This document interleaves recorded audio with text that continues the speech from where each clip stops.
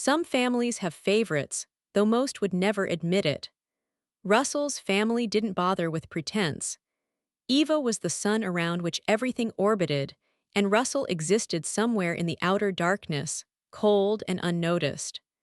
The pattern established itself early, crystallizing in moments that seemed small at the time but accumulated like sediment, building layers of resentment and hurt. Russell was 8 when he won the district science fair with his project on water filtration systems. He'd spent weeks researching, building, testing.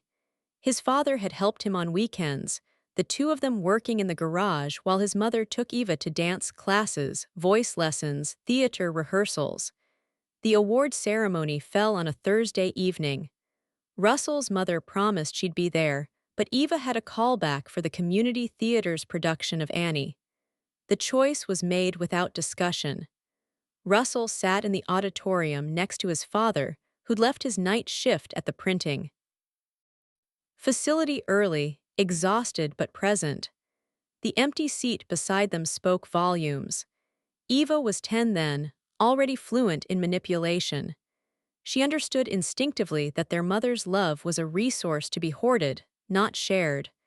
When Russell built his volcano project for the 6th grade science exhibition, Eva knocked it off the kitchen table while reaching for a glass of water.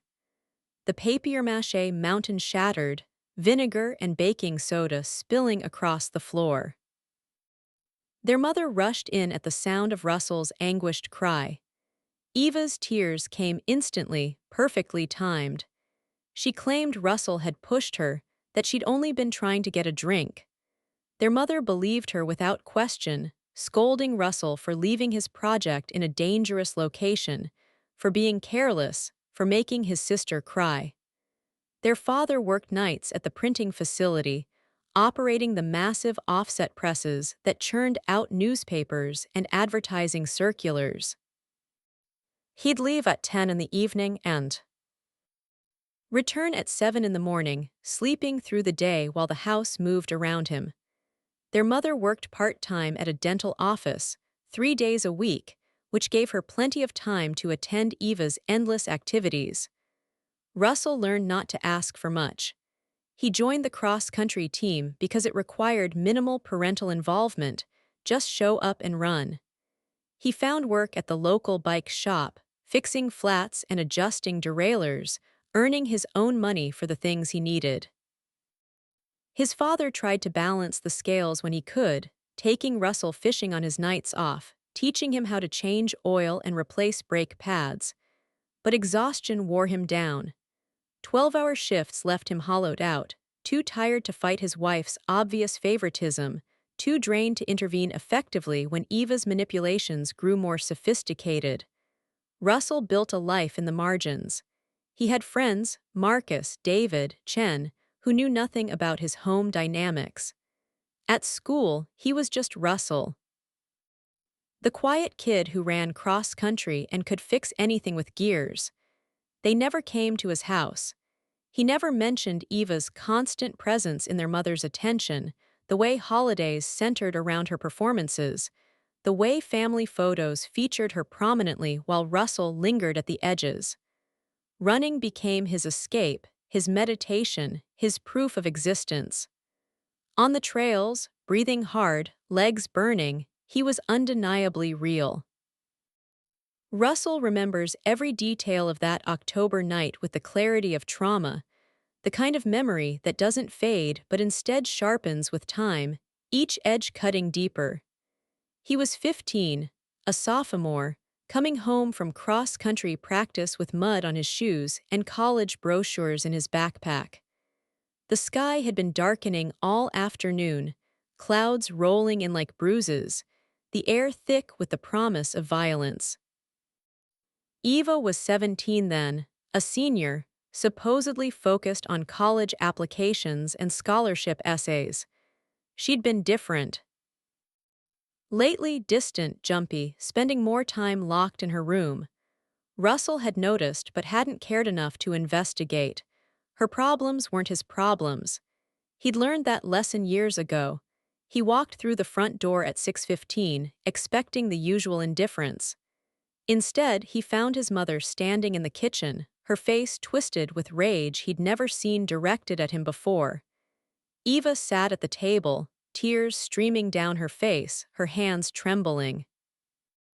The scene was staged perfectly, Russell would realize later, every element calculated for maximum impact. Their mother's first words weren't a question but an accusation, sharp and final as a judge's gavel. She demanded to know what he'd done with the money, where he'd hidden it, how he could steal from his own sister. Russell stood frozen, his backpack sliding off his shoulder, confusion rendering him mute.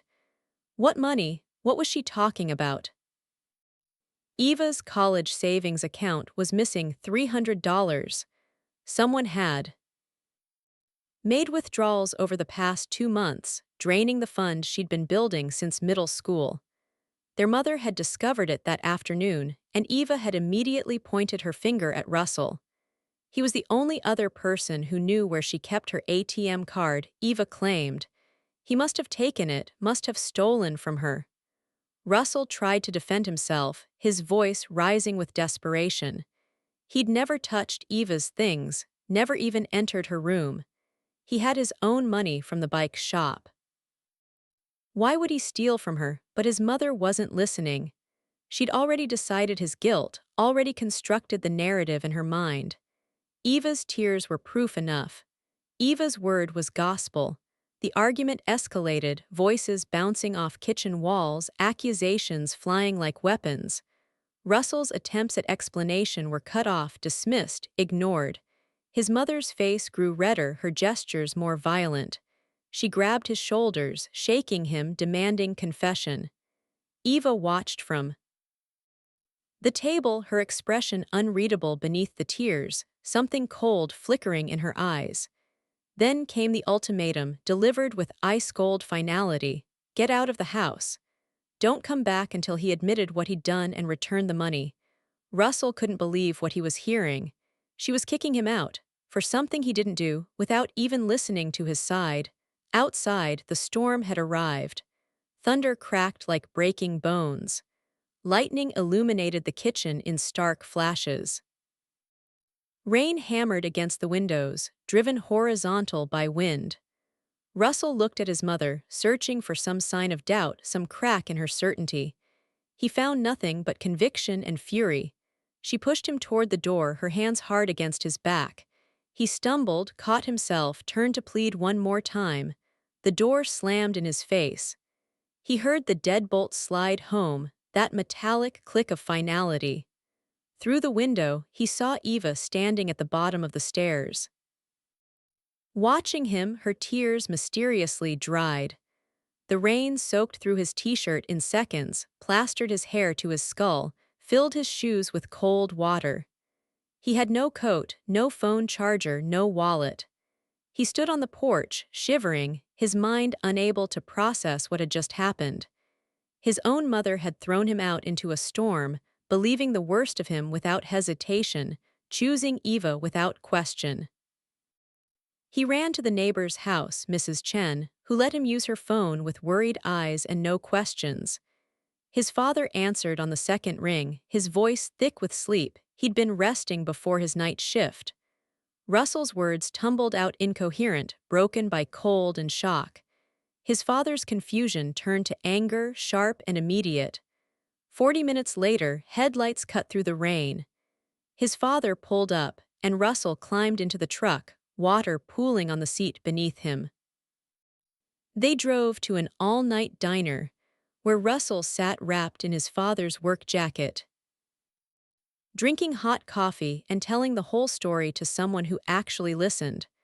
Russell's father didn't sleep that night. He sat across from his son in the diner booth, his jaw tight with controlled fury, listening to every word. When Russell finished, his voice hoarse from explaining, his father made a decision that would change everything. There would be no apology for something Russell didn't do. No confession to a crime he didn't commit. They would find the truth, whatever it took. The bank opened at 9. Russell's father was there at 8:50, Russell beside him, still wearing yesterday's clothes, stiff with dried rain. They requested a meeting with the branch manager, a woman named Patricia Hollings, who listened to their story with professional sympathy. She disappeared into a back office and returned 20 minutes later with a manila folder thick with documents. The transaction records told a story Eva hadn't anticipated anyone would read. Every withdrawal was documented. With forensic precision, dates, times, exact locations, ATM identification numbers. The bank system tracked everything, creating a digital trail impossible to erase. Patricia spread the papers across her desk, pointing to each entry with a manicured finger. The first withdrawal, September 3rd, 2:17 in the afternoon, from the ATM outside Madison's house on Oakwood Drive. Russell's father pulled out his phone, scrolling through Eva's Instagram. There it was, a photo posted at 2:30 that same day, Eva and Madison making faces at the camera, the distinctive blue mailbox of Madison's house visible in the background. The second withdrawal, September 10th, 4:45 in the afternoon, at the ATM in the Westfield Mall parking lot. Another Instagram post, time-stamped 5:03, showed Eva holding shopping bags, the mall's glass entrance gleaming behind her. They went through each transaction systematically, matching timestamps to social media posts, to locations Eva had publicly documented. The ATM near her boyfriend Jordan's apartment complex appeared 3 times. Eva had posted photos from Jordan's place on 2 of those dates, complaining about studying for SATs, the apartment's distinctive brick facade visible through his window. Patricia printed everything: transaction records, ATM camera timestamps, location data. The evidence filled a 2-inch binder. Every single withdrawal had been made by Eva herself, using her own card, at locations that matched her documented whereabouts. There was no theft. There had never been any theft. Only Eva spending her college fund on things she didn't want their mother to know about, then panicking when the missing money was discovered. Russell's father drove straight to the house, the binder on his lap like a weapon. Their mother answered the door, her face hard, expecting Russell to crawl back with an apology. Instead, she got a kitchen table covered with bank statements and transaction records, her husband's voice cold and factual as he walked her through each piece of evidence. She refused to believe it at first, insisting the records must be wrong, that banks made mistakes, that someone must have stolen Eva's card.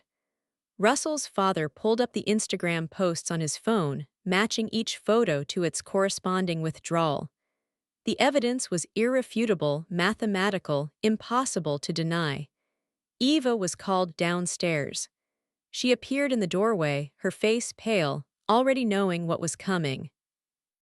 When confronted with the records, she tried tears first, her most reliable weapon. Someone must have stolen her card, she claimed, her voice breaking convincingly. She hadn't noticed it missing. It must have been used without her knowledge. Russell's father asked her to explain how the thief had managed to use her card at the exact times and locations where she'd posted photos of herself.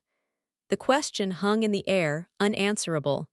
Eva's tears continued, but her words stopped. She stood, silent, trapped by her own digital footprint.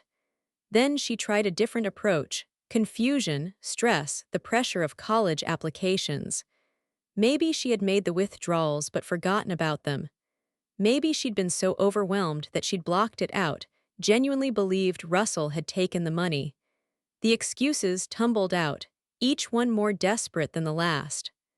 Their mother watched her golden child unravel, the evidence too substantial to ignore even for her practiced denial. But when the truth finally penetrated, when she could no longer pretend the bank records were wrong or that Eva was innocent, she didn't turn to Russell with apologies. Instead, she made excuses for Eva: the stress of senior year, the pressure of scholarship applications, the honest mistake of a confused teenager. No apology came for throwing Russell out into a storm. No acknowledgement of the trauma, the betrayal, the immediate assumption of his guilt. Their mother's concern flowed entirely toward Eva. Toward managing this setback, toward protecting her daughter from consequences. Russell's father packed a bag while their mother comforted Eva in the kitchen. He told Russell to get his things. They would stay at the Sunset Motel on Highway 9 until they figured out something more permanent. Russell wouldn't be returning to a house where his word meant nothing, where evidence mattered less than favoritism. As they loaded the truck, Russell looked back at the house. Through the kitchen window, he could see his mother holding Eva, stroking her hair, whispering reassurances. Neither of them looked toward the driveway, toward the son and husband leaving. Russell climbed into the truck, and his father drove away from the house without looking back. 3 days passed in the liminal space of the Sunset Motel, where Russell and his father existed in a strange, suspended reality. Russell attended school, returned to the motel, did homework on the sagging mattress while his father worked nights. At the printing facility, they didn't discuss what came next. The future felt too heavy to examine. Then Eva made her move. Russell first learned about it in the parking lot before first period. Marcus approached him with an expression Russell had never seen on his friend's face, a mixture of horror and uncertainty, like someone forced to deliver news of a death. Marcus asked if it was true, his voice barely above a whisper. If what was true, Russell had no idea what he was talking about. The accusation had spread through school like a virus, jumping from phone to phone, whispered in hallways, shared in group chats. Eva claimed Russell had cornered her near the equipment shed after cross-country practice 2 weeks prior. She said he'd grabbed her, pushed her against the wall, touched her. The word assault appeared in texts, in hushed conversations, in the horrified stares that followed Russell through the hallways that morning. Russell felt the ground dissolve beneath him. The theft. Accusation had been terrible, but this was something else entirely, something that couldn't be undone, couldn't be taken back. This was the kind of accusation that destroyed lives permanently, that followed people forever. His hands shook as Marcus showed him the Instagram posts, the supportive comments flooding Eva's page, the rage directed at Russell from people who'd never spoken to him. His phone rang during second period. The school secretary's voice, tight and uncomfortable, summoned him to the office. The principal sat him down in a conference room and informed him that a serious allegation had been made. Russell would be removed from all extracurricular activities pending investigation. He was advised not to discuss the matter with other students. The meeting lasted 7 minutes. No one asked for his side of the story.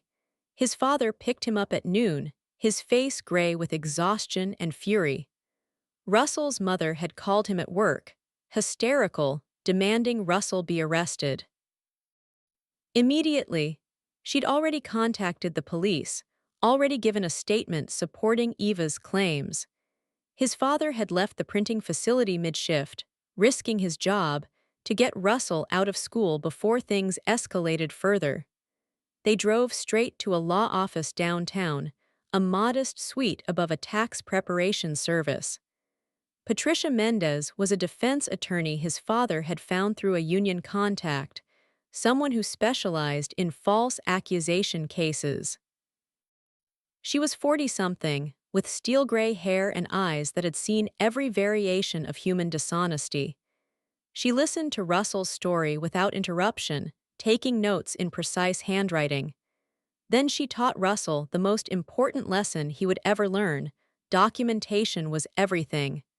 Truth without evidence was just another story, and stories could be twisted, reinterpreted, dismissed. They needed facts, timestamps, witnesses, physical proof. They needed to build a timeline so airtight that no amount of tears or testimony could penetrate it. Russell's father pulled out his phone, opening the calendar app. 2 weeks prior, that would be October 7th. What had Russell been doing that evening? Russell closed his eyes, trying to remember. Cross-country practice ended at 4:30. He'd gone straight to work at the bike shop.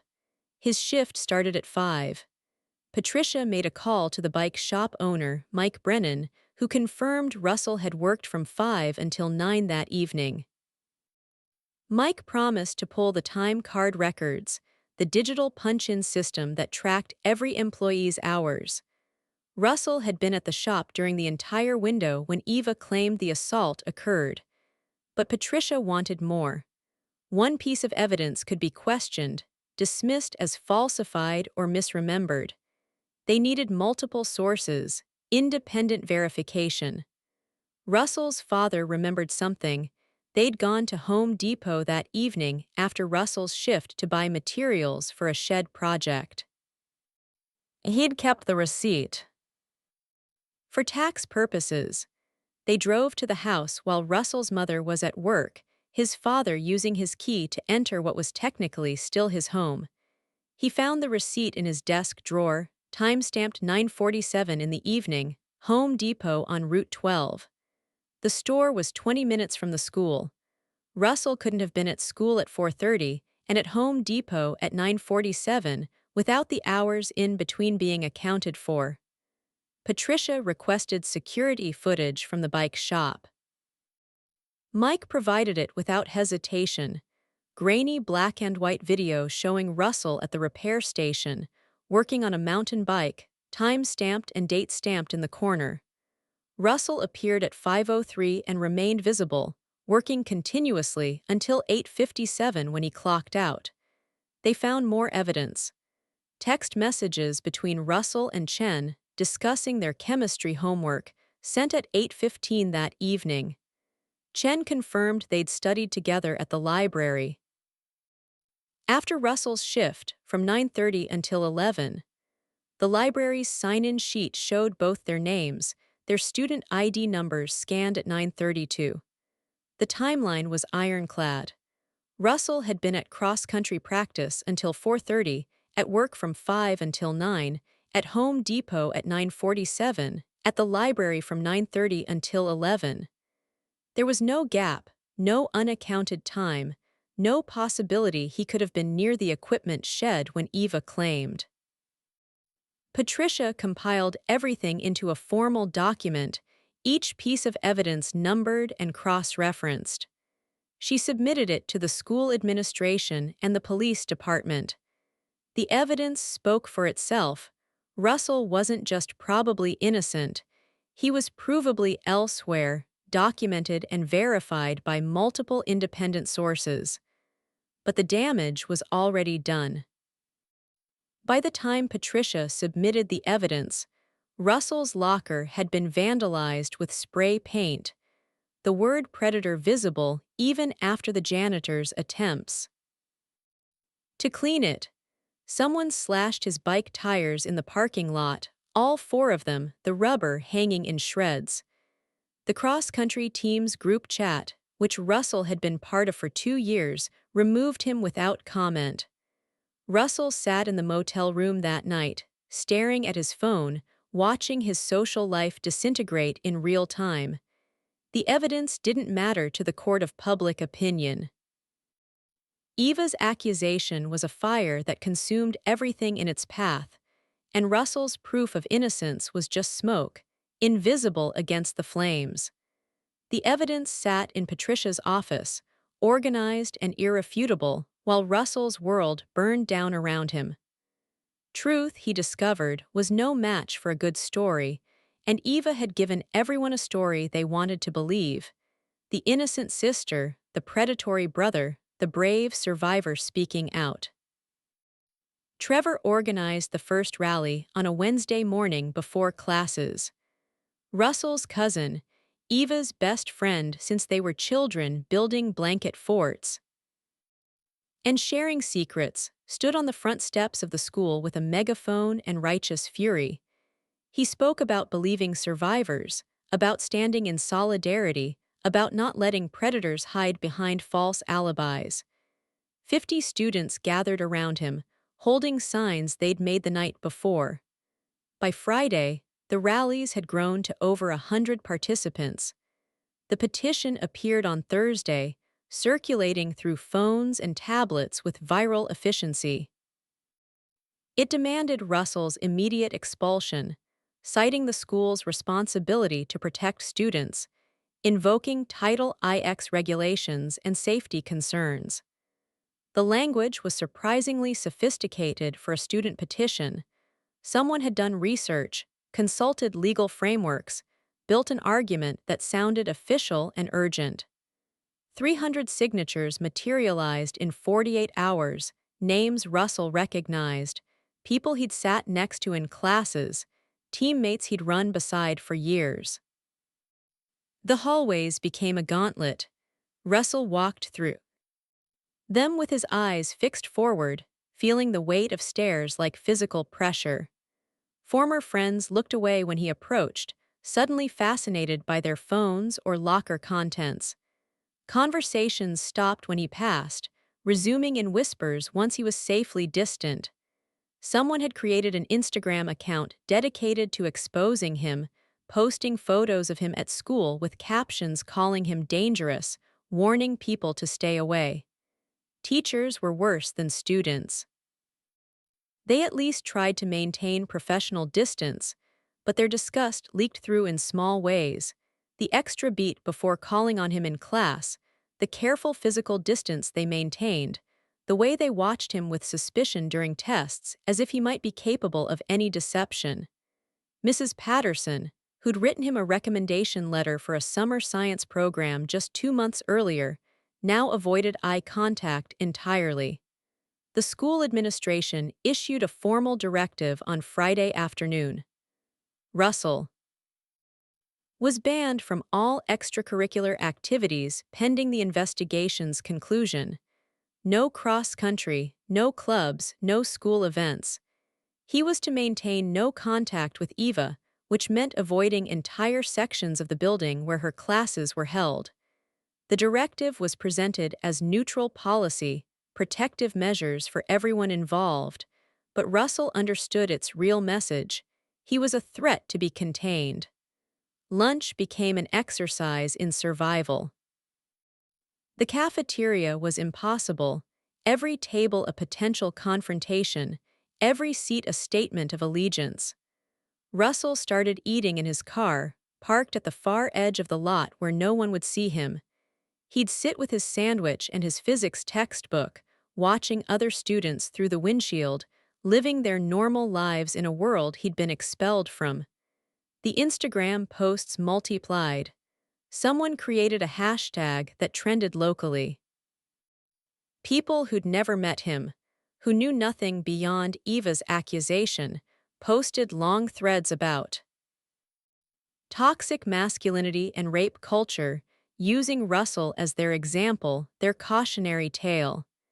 His face appeared in screenshots, circled and annotated, shared and reshared, until he became less a person than a symbol.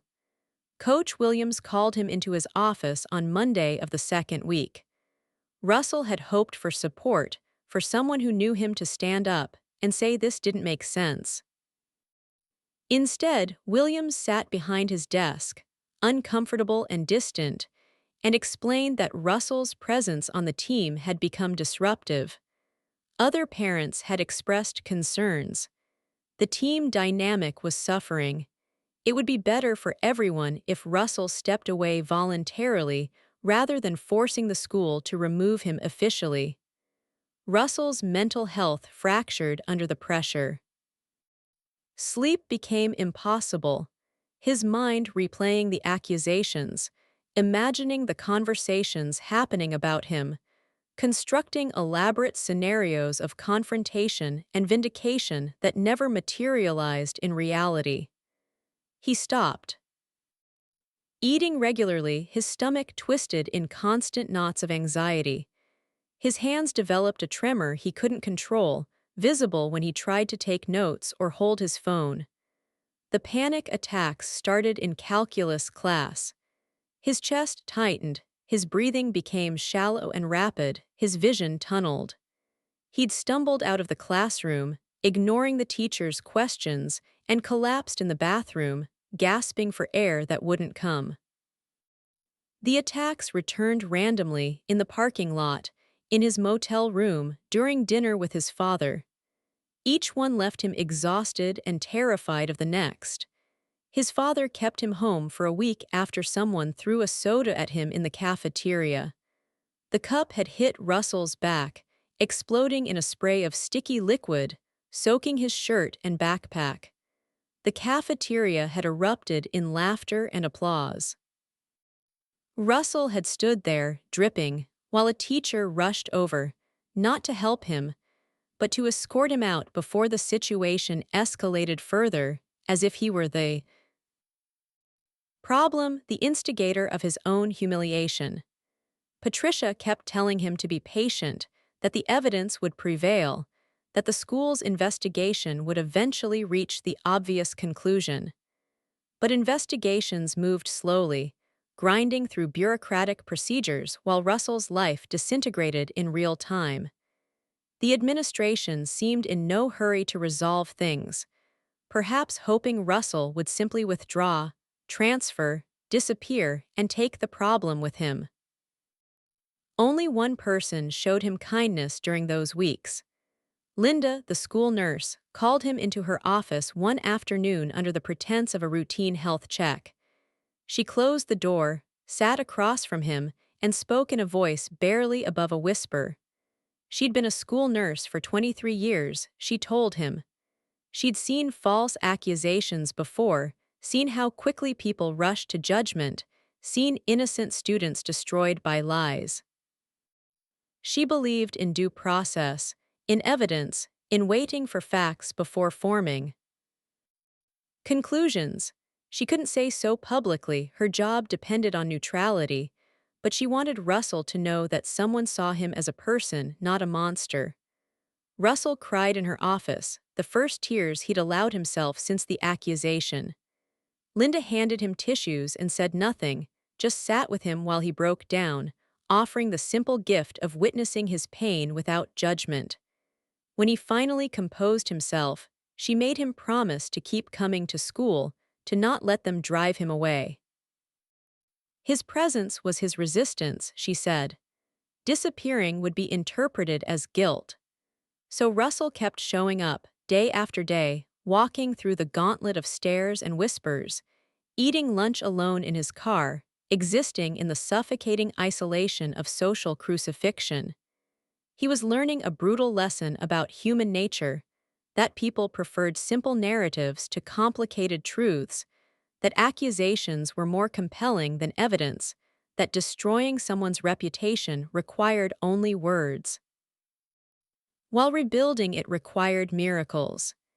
Eva's carefully constructed world began its collapse on a Tuesday evening in late November, though Russell wouldn't learn about it until the following day. Jordan, her 22-year-old boyfriend with the brick facade apartment and perpetually dilated pupils, was arrested during a traffic stop on Route 12. The officer noticed his erratic driving, pulled him over for a broken taillight, and found a pharmacy's worth of prescription pills in his glove compartment, Adderall, Xanax, Percocet, all in unmarked bottles, quantities far exceeding personal use. The police executed a search warrant on Jordan's apartment the next morning. They found more pills, scales, small plastic bags, and most damning of all, Jordan's laptop with its meticulous records. He'd kept everything documented like a legitimate business: customer names, dates, amounts, payment confirmations, even notes about preferences and dosages. The spreadsheet was a prosecutor's dream. Each row a separate charge, each cell a piece of evidence. Eva's name appeared 14 times across 3 months of transactions. The dates aligned perfectly with her ATM withdrawals, the amounts matching to the dollar. The police investigation expanded immediately, following the digital breadcrumbs from dealer to customer. Eva's phone number appeared in Jordan's contacts under irregular. Text messages discussed quantities and meeting times in language that seemed coded but was transparently obvious. Detectives arrived at the house on Thursday afternoon. Russell's mother answered the door to find two officers asking to speak with Eva regarding an ongoing investigation.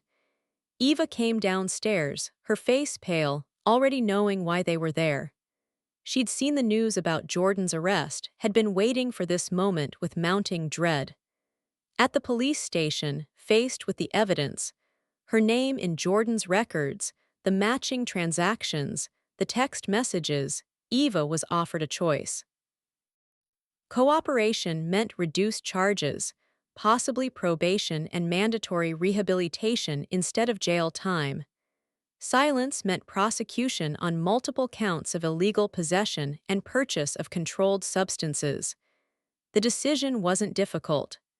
The confession came in a windowless interview room, recorded and transcribed, legally binding and irrevocable. Eva admitted everything in a voice stripped of its usual performance, flat and exhausted.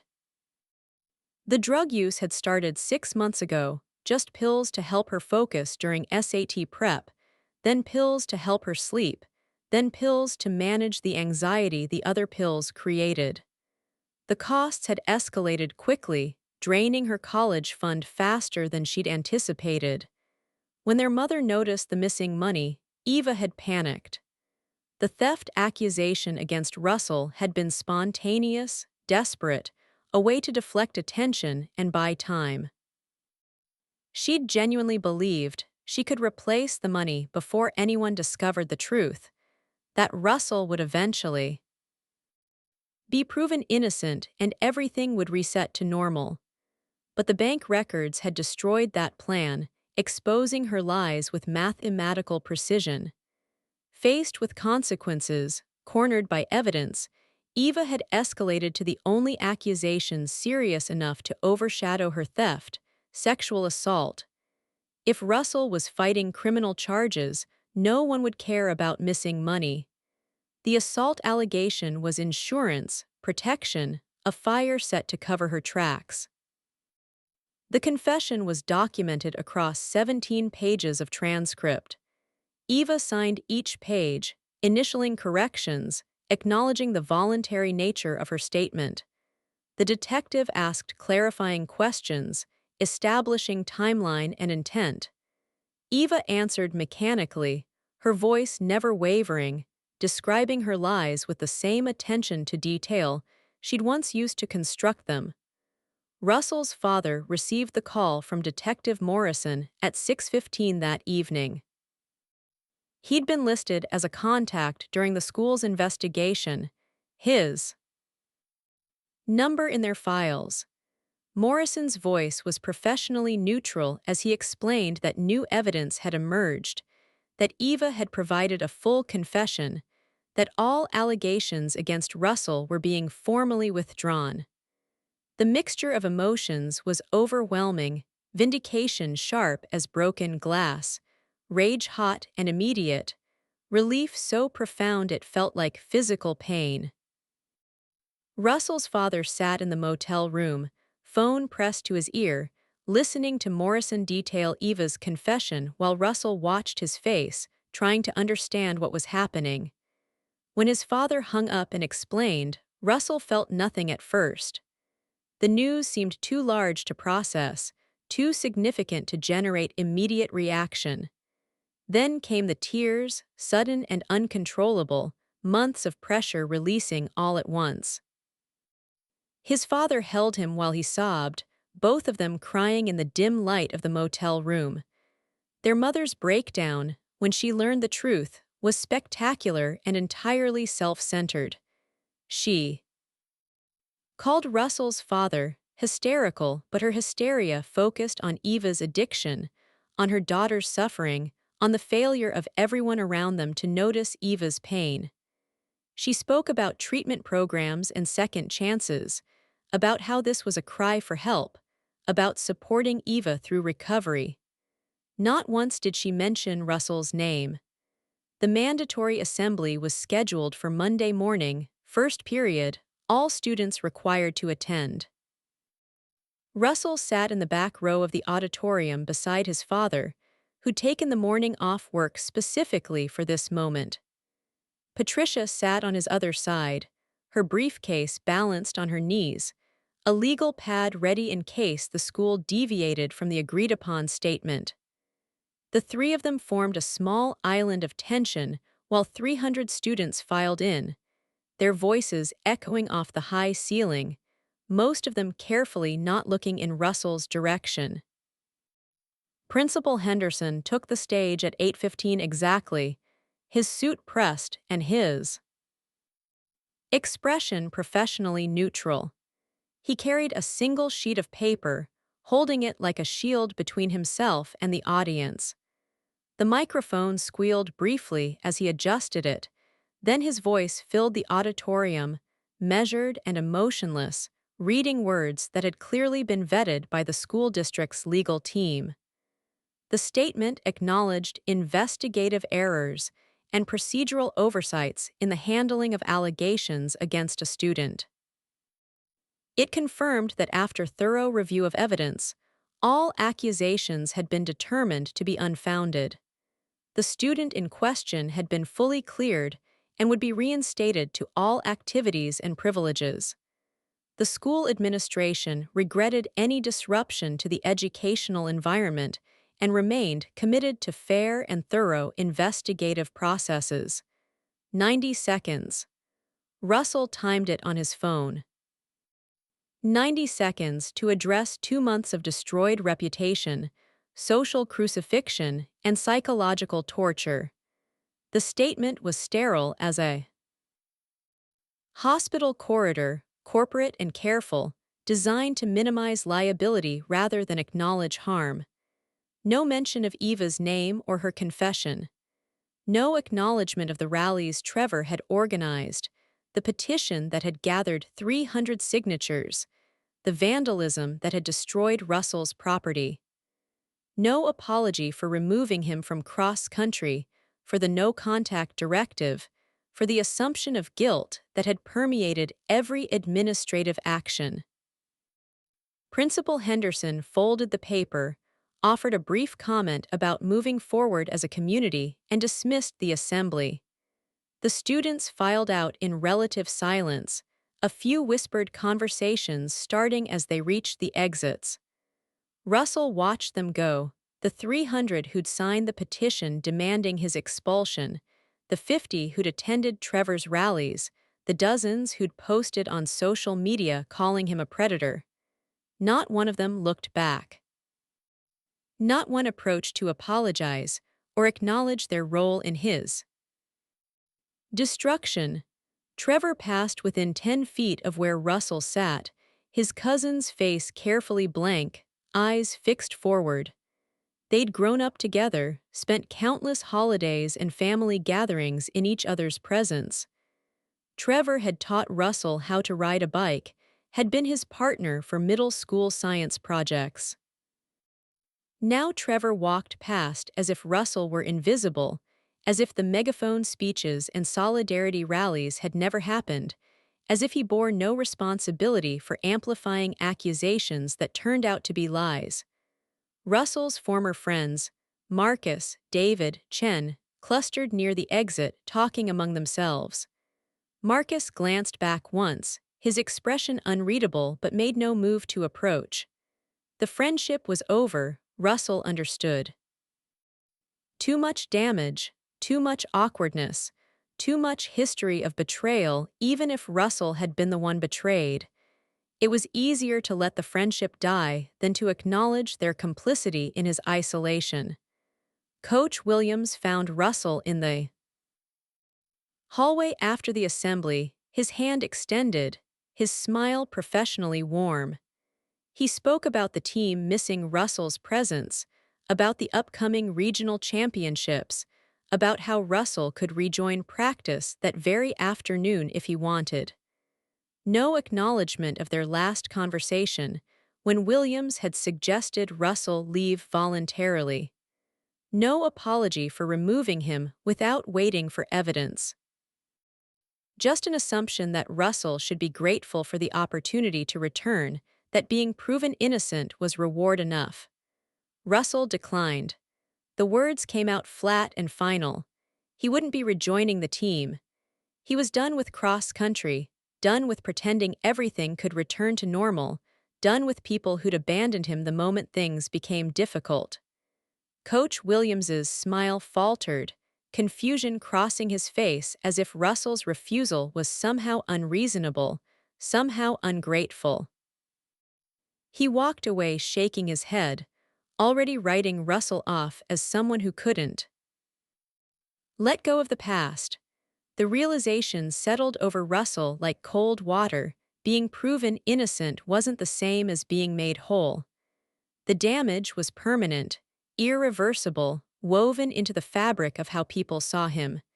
Some students still whispered when he passed, their doubt lingering despite the official statement. Others simply avoided him, uncomfortable with the reminder of their own rush to judgment. The accusation had been spectacular and public. The exoneration was bureaucratic and forgettable. Patricia suggested civil action over lunch at a diner near the school. Not for money, she explained, though they could certainly pursue damages. But for accountability, for forcing Eva to publicly acknowledge what she'd done, for creating a record that couldn't be ignored or minimized. Russell listened, pushing French fries around his plate, and found himself nodding. He didn't want Eva's money or her mother's money. He wanted sworn testimony. He wanted official acknowledgement. He wanted the truth documented as thoroughly as the lies had been. They filed suit for defamation and intentional infliction of emotional distress. The complaint detailed every false accusation, every consequence Russell had suffered, every piece of evidence that proved Eva's malice. The legal process ground forward with agonizing slowness, motions and responses, discovery and depositions, months of bureaucratic procedure. But eventually, faced with her own confession and overwhelming evidence, Eva's lawyer advised settlement. The court order was specific and unambiguous.